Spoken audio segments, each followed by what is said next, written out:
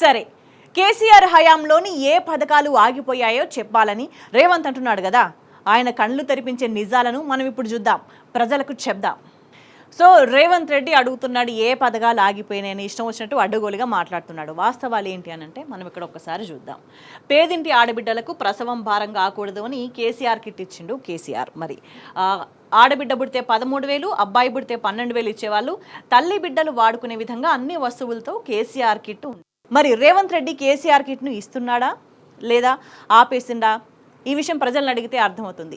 ఎందుకంటే కేసీఆర్ కిట్ వాడడం వల్ల నిజంగా గ్రామీణ ప్రాంతాల్లో కావచ్చు, ఎక్కడైనా సరే మహిళలు వాళ్ళకి కావాల్సినవన్నీ కూడా అందేవి, వాళ్ళు ఆరోగ్యంగా ఉండేవాళ్ళు.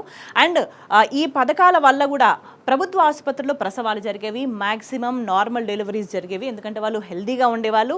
అండ్ వాళ్ళకి time to time health checkups కావచ్చు, అన్నిటికి సంబంధించి కూడా పూర్తి స్థాయి పర్యవేక్షణ ఉండేది. అండ్ డెలివరీస్కి సంబంధించి కూడా తీసుకెళ్ళి మళ్ళీ డెలివరీ అయినాక ఇంటికాడ దిగబెట్టేటోళ్ళు. ఈ కిట్ అన్ని కూడా ఇచ్చేసి, ఎందుకంటే ఆర్థికంగా భారం కాకూడదు, ఎవరు ఏ విధంగా కూడా ఇబ్బంది పడకూడదు. ఇటు తల్లికి అటు బిడ్డకి ఇద్దరు కూడా ఆరోగ్యంగా ఉండే విధంగా ఈ కేసీఆర్ కిట్ ఉపయోగపడేది. మరి రేవంత్ రెడ్డి ఎక్కడైనా కేసీఆర్ కిట్ని ఇంకా కొనసాగిస్తున్నాడా? మరి ఏ పథకాలు ఆగిపోయినని ఇష్టం వచ్చినట్టు అడ్డగోలుగా మాట్లాడుతున్నాడు కదా. ఇదైతే వాస్తవం కదా.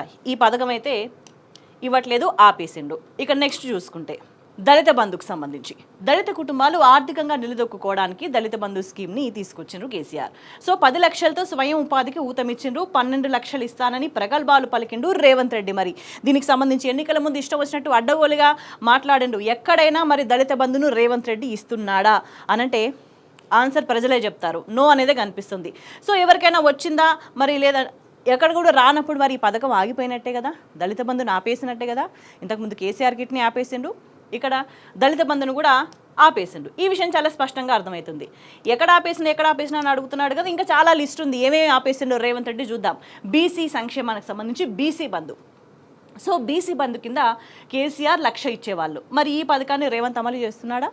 లేదు, ఇది కూడా ఆగిపోయినట్టే.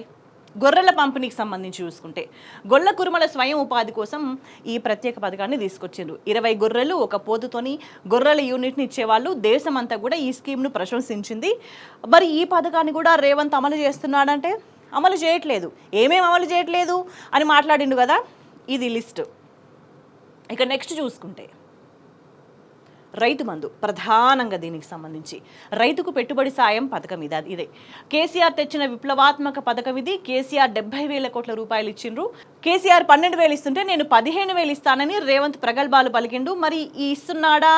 ఈ పథకం ఆగిపోయినట్టు కాదా అనంటే ఆగిపోయినట్టే కనిపిస్తుంది. ఎక్కడ అందింది రైతులకి? ఎక్కడ వాళ్ళు పేరు మార్చిండ్రు కానీ ఎక్కడ కూడా అందని పరిస్థితి కనిపిస్తుంది.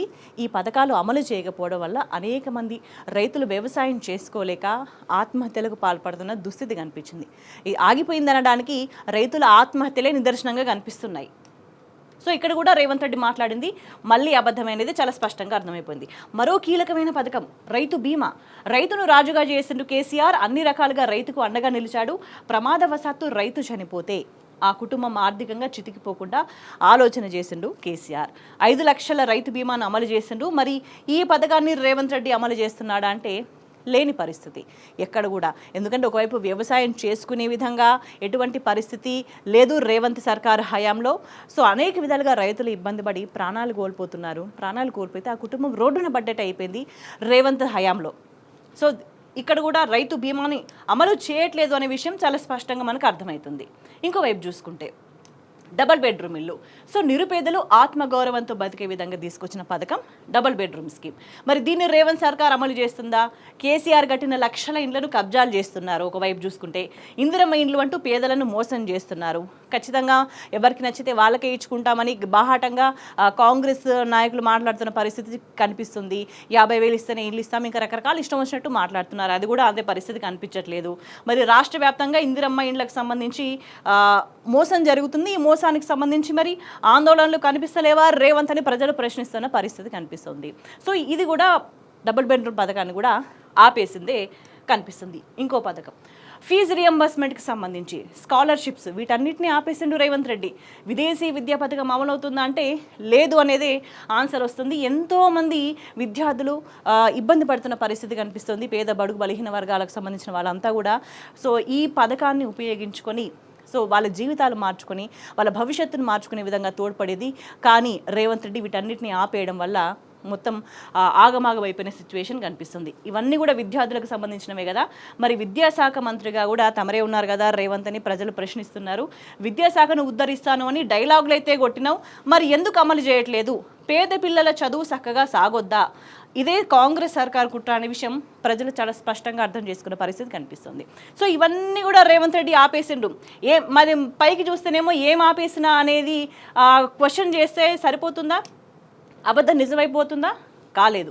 ఇంకోవైపు చూసుకుంటే పల్లె పట్టణ ప్రగతి పథకాలు కూడా ఏమైపోయినాయి అంటూ కూడా ప్రశ్నిస్తున్న పరిస్థితి కనిపిస్తుంది. ఎక్కడ కూడా లేదు, ఎక్కడ మొత్తం ఆగమాగం అయిపోయిన సిచ్యువేషన్ కనిపిస్తుంది.